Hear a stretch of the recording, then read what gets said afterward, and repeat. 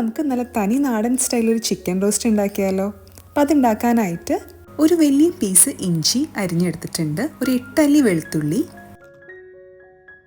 1 teaspoon പെരിഞ്ജീരകം, 1 teaspoon കുരുമുളക്, 3 പച്ചമുളക്. ഇതെല്ലാം നമുക്ക് നന്നായിട്ടൊന്ന് ചതച്ചെടുക്കാം.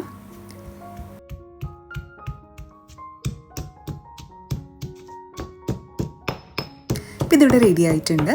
ഇനി നമുക്ക് ഇതിനകത്തേക്ക് വേണ്ടത് ഒരു വലിയ 4 സവാളയാണ്. അപ്പം ഇതിലേക്കുള്ള മസാല പേസ്റ്റ് ഉണ്ടാക്കാനായിട്ട് നമുക്ക് ഒരു ബൗളിലേക്ക് 2 ടേബിൾ സ്പൂൺ മല്ലിപ്പൊടി ചേർത്ത് കൊടുക്കാം,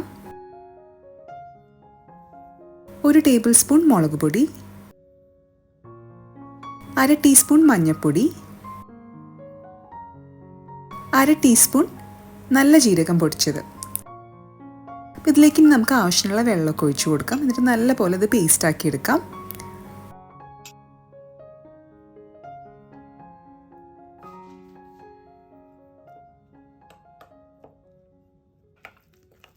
അപ്പം മസാല പേസ്റ്റ് ഇവിടെ റെഡി ആയിട്ടുണ്ട്. ഇനി നമുക്ക് ചിക്കൻ റോസ്റ്റ് ഉണ്ടാക്കാൻ തുടങ്ങാം. അപ്പം അതിനായിട്ട് ഒരു കടായി അടുപ്പത്തേക്ക് വെക്കാം. അതിലേക്ക് നമുക്ക് ആവശ്യമുള്ള എണ്ണ ഒഴിച്ചു കൊടുക്കാം. എണ്ണ ചൂടായി വരുമ്പോൾ നമുക്ക് കുറച്ച് കറിവേപ്പില ഇട്ട് കൊടുക്കാം. ആ കറിവേപ്പിലയുടെ മണമൊക്കെ ഒന്ന് എണ്ണയിലേക്ക് ഇറങ്ങട്ടെ. അതുവരെ നമുക്ക് നന്നായിട്ടൊന്ന് ഇളക്കി കൊടുക്കാം. ഇനി നമുക്ക് ഇഞ്ചി വെളുത്തുള്ളിയൊക്കെ ചതച്ച് വെച്ചിരിക്കുന്നത് ചേർത്ത് കൊടുക്കാം. ഇത് നല്ലപോലെ മൂത്ത് നല്ലൊരു മണം വരാൻ തുടങ്ങും. അതുവരെ നമ്മളൊരു മീഡിയം ഫ്ലെയിമിലിട്ട് ഇങ്ങനെ വഴറ്റിക്കൊണ്ടിരിക്കണം കേട്ടോ. ഇത് വഴണ്ടി വന്നിട്ടുണ്ട്. ഇനി നമുക്ക് അരിഞ്ഞു വെച്ചിരിക്കുന്ന 4 വലിയ സവാളയും ആവശ്യമുള്ള ഉപ്പും കൂടി ചേർത്ത് കൊടുക്കാം. സവാളയൊക്കെ നന്നായിട്ട് ഗോൾഡൻ ബ്രൗൺ കളർ ആവുന്ന വരെ നമ്മൾ നന്നായിട്ടൊന്ന് വഴറ്റണം കേട്ടോ. സവാളയൊക്കെ നല്ലപോലെ വാടി വന്നാൽ മാത്രമാണ് നമ്മൾ റോസ്റ്റിന് ടേസ്റ്റ് ഉണ്ടാവുള്ളൂ. അപ്പം അത്യാവശ്യം എണ്ണയൊക്കെ വേണം കേട്ടോ സവാള വഴറ്റുമ്പോൾ. എണ്ണയൊക്കെ കുറയുമ്പോൾ സവാള അത്ര നന്നായി വഴണ്ട് കിട്ടില്ല. അപ്പം അത്യാവശ്യം എണ്ണയൊക്കെ ചേർക്കണം കേട്ടോ.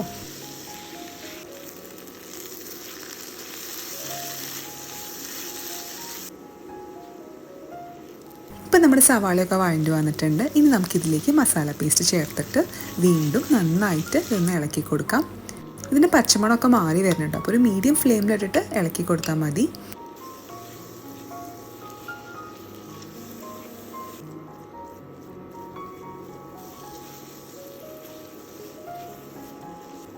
എണ്ണയൊക്കെ തെളിഞ്ഞ് പാത്രത്തിൽ നിന്ന് ഇങ്ങനെ വിട്ട് വരുന്നൊരു പരുവാവുന്നവരെ നമ്മൾ ഇളക്കിക്കൊണ്ടിരിക്കണം കേട്ടോ.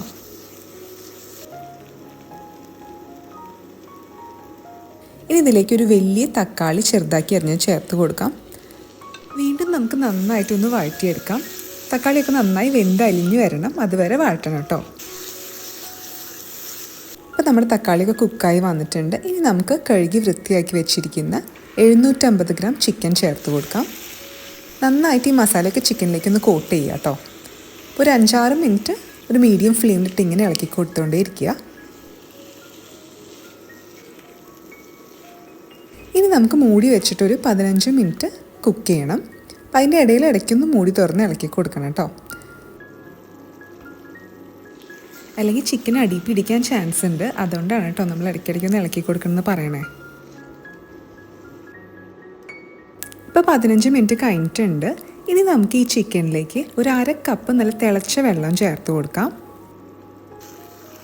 നന്നായിട്ടൊന്ന് മിക്സ് ചെയ്തതിന് ശേഷം നമുക്കൊരു 10 മിനിറ്റും കൂടി മൂടി വെച്ച് വേവിക്കാം.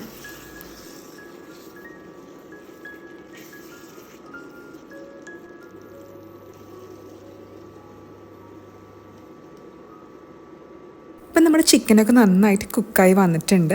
എനിക്കിപ്പോൾ റോസ്റ്റിൽ ഇതേപോലെ മസാല ഉള്ളതാണ് ഇഷ്ടം. നിങ്ങൾക്ക് കുറച്ചും കൂടി ഡ്രൈ ആക്കണമെങ്കിൽ തുറന്ന് വെച്ചിട്ട് ഒരു 5-6 മിനിറ്റും കൂടി നന്നായിട്ട് ഇളക്കി കൊടുത്താൽ മതി കേട്ടോ. അപ്പോൾ അവസാനമായിട്ട് നമുക്ക് 1 ടീസ്പൂൺ ഗരം മസാല ചേർത്ത് കൊടുക്കാം. നന്നായിട്ടൊന്ന് മിക്സ് ചെയ്തതിന് ശേഷം കുറച്ച് മല്ലിയിലയും കറിവേപ്പിലയും കൂടി ചേർത്ത് കൊടുക്കാം. ഇപ്പോൾ നമ്മുടെ അടിപൊളി ചിക്കൻ റോസ്റ്റ് ഇവിടെ റെഡി ആയിട്ടുണ്ട്. എനിക്ക് ചിക്കൻ റോസ്റ്റിൻ്റെ കൂടെ കഴിക്കാൻ ഇഷ്ടം നല്ല മൊരിഞ്ഞ പൊറോട്ടയാണ്. നിങ്ങൾക്ക് ഏതാണ് ഇഷ്ടം? താഴെ കമൻറ്റ് ബോക്സിൽ വന്ന് കമൻറ്റ് ചെയ്യണം കേട്ടോ. അപ്പോൾ ഈ റെസിപ്പി ട്രൈ ചെയ്ത് നോക്കിയിട്ട് ഇഷ്ടമാവുകയാണെങ്കിൽ നമ്മുടെ ചാനൽ സബ്സ്ക്രൈബ് ചെയ്യാൻ മറക്കരുത് കേട്ടോ. Thank you for watching. By.